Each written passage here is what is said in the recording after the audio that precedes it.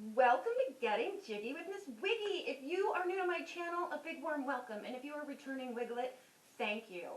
So Getting Jiggy with Miss Wiggy is a channel about living your best fake hair life. I have been wearing fake hair since 2005. If you watch my channels, you know I got a terrible haircut back then, and I've just struggled to grow it out ever since.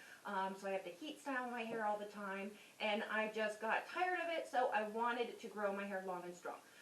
Wigs are great for that purpose if you are balding or you're thinning or you just want to change your look up every day to create a fresh new look.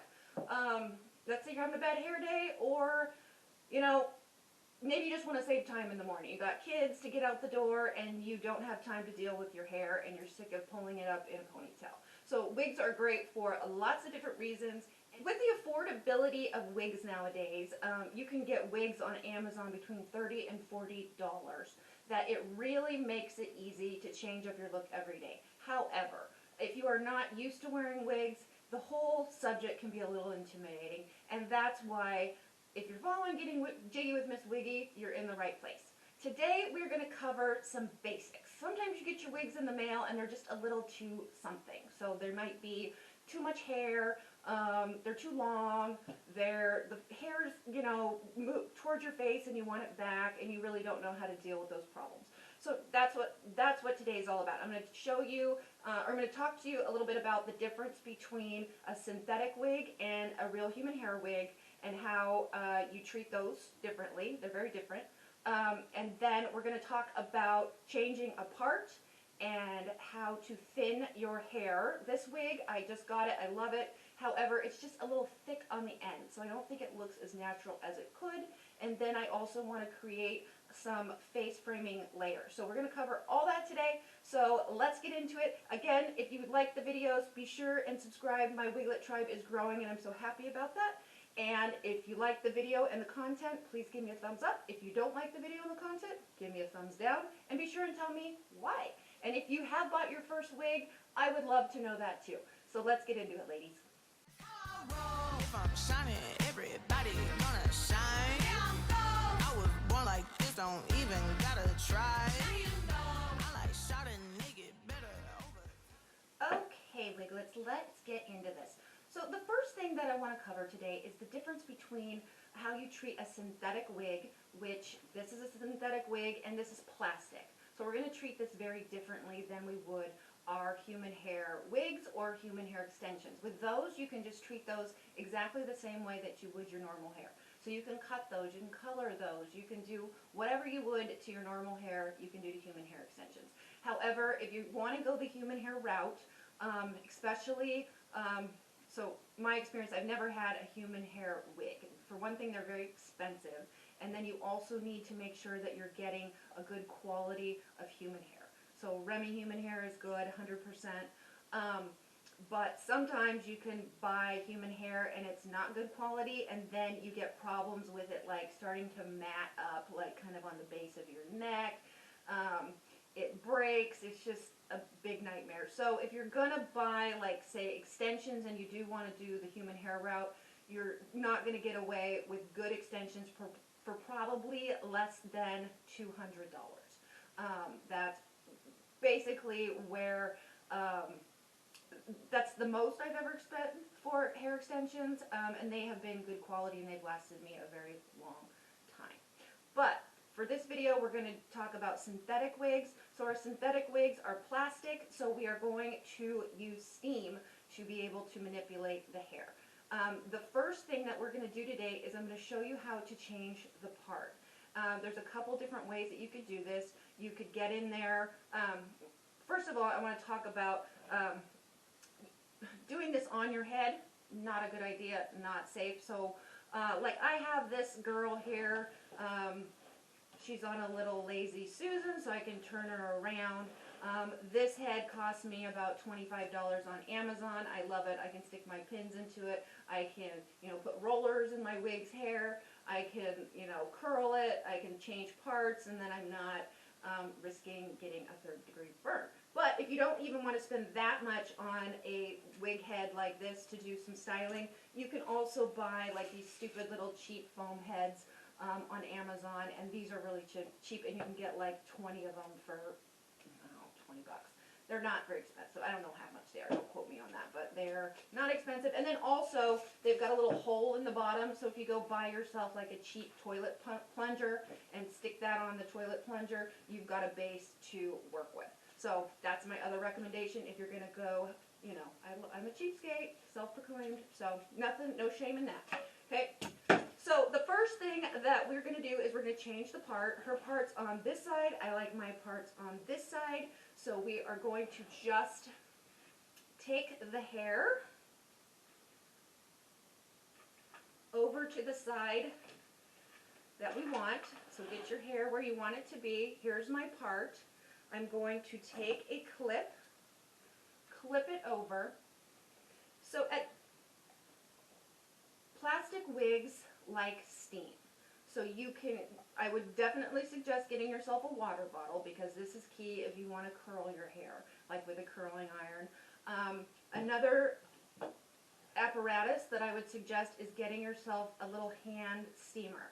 This is absolutely fantastic. I'm not going to use this to change the part. You definitely could, but this is not my preferred method. I'm going to show you my favorite. But this handheld steamer really helps, like if your wig's hammered and it needs to be refreshed, or if you've got, you want to set your wig full of curlers, that steam heat will set those curls. So this, again, not an expensive item, 25, 30 bucks on Amazon, and it works great. Love it. So get yourself one of those if this is a lifestyle that you want to pursue. But my favorite way of changing a part, everyone has these items. You don't need to really go out and get anything new, but get a wet washcloth. Just have it soaking wet. Place that right over that part, and then have your clothes iron just piping hot, and you just, if you can hear that steam, just press that right over that wet washcloth and see all that steam coming out. That is setting our part to where we want it to be. And then you can also use this method if you do have, you know, you get your wig and the hair is falling a little too forward and you want it back, or whatever the case may be. If you want to manipulate your hair, you can use steam. So you can use this method, you can use that steamer, or you can get in there, you know, with a curling iron and a water bottle. So anything that creates steam is going to really do the job that you need on these synthetic wigs. So just keep that going till you get it, till it's, you can lift that off. That's looking really good. See, that didn't even take very long at all. So now I've got her part all fixed, and she fluff it up a little, and she's good to go. The next thing that we're going to cover is I'm going to show you how I thin out my hair. Because sometimes you get these wigs and they're just like so much hair, it's just not falling right, whatever the case may be, you need a little modification. So we are going, next, we're going to thin the hair, and then I'm going to cut some face framing layers. Okay?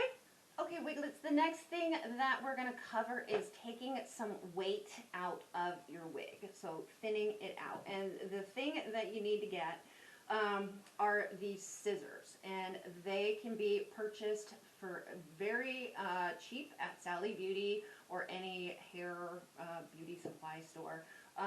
But yeah, they have these little teeth right here. If you can see those up close, I don't know if you can. I got them there. But anyway, that is what you're going to need. I love these scissors, and I use them all of the time. I even use them on my regular hair. If, like, I've got this part in the front that's just too heavy, I'm constantly, like, thinning it out. So anyway, what you do, and you really can't screw this up. So you just, for me, it's just kind of like right in here. I feel like it's a little too thick. So I'm going to just take a piece, this piece in particular, this area, and you just give it a few chomps with the scissors, get your comb out, and you can just see, can you see all that hair that's coming out of there? And you just keep that going until you get your desired look. So I'm just going to kind of keep chomping here.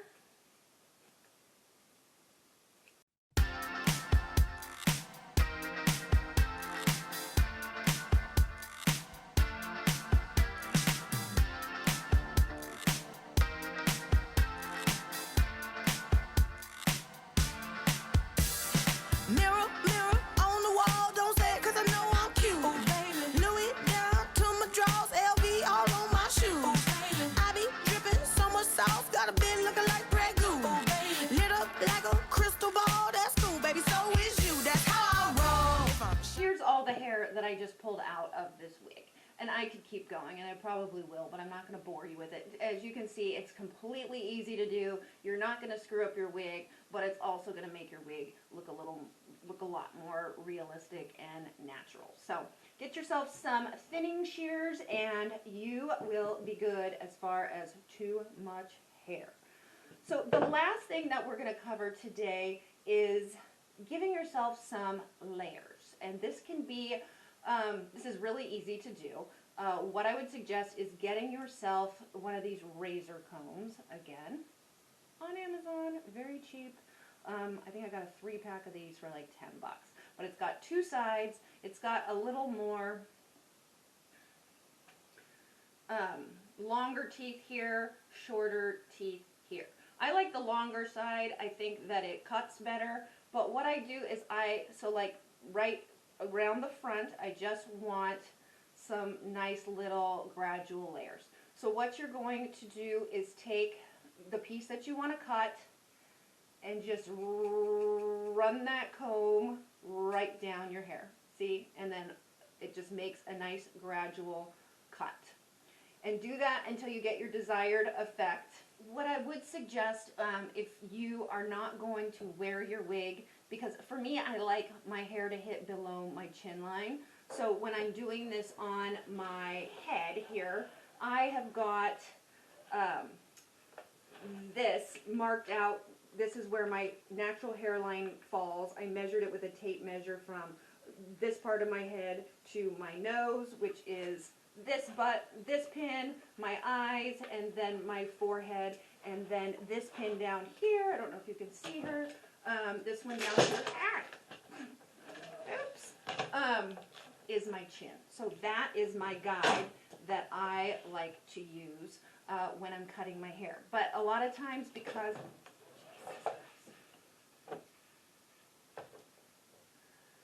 my girl keeps falling over. When I'm cutting my hair, typically if I'm just using this little razor, I will just wear my hair because it's just easier. But then on the back side of it, if you're going to cut layers, it's very hard to do when you're wearing your wig. So again, that's why I would get one of those foam heads with a plunger, or one of these that sits on a tripod so you can do the back of your hair. But always find your guide, which is you don't want to go any shorter. So for me, it's my chin. It's my guide. So I always start the razoring like just a titch, is that a word? But just a little a smidge lower than my chin. So again, this side, and you can see all the hair that comes out, and it just makes a real nice gradual layer. And then you can just keep, if you want to do your layers all the way around, you know, just keep working it back, but keep your hand where you want your guide to be. All right, and that is how you easily cut some face framing layers. You change a part and you thin out your wig. So I hope you enjoyed. So here's all the hair that I just pulled out of this wig. It's very easy to do. You just need the right tools to do it. So that's all that I have for you today, wiglets. If you enjoyed the video, be sure and give me a thumbs up. If you didn't like it, give me a thumbs down. Tell me why. And if you want to join the Wiglet train, please hit that subscribe button. Thank you very much, and have a great day.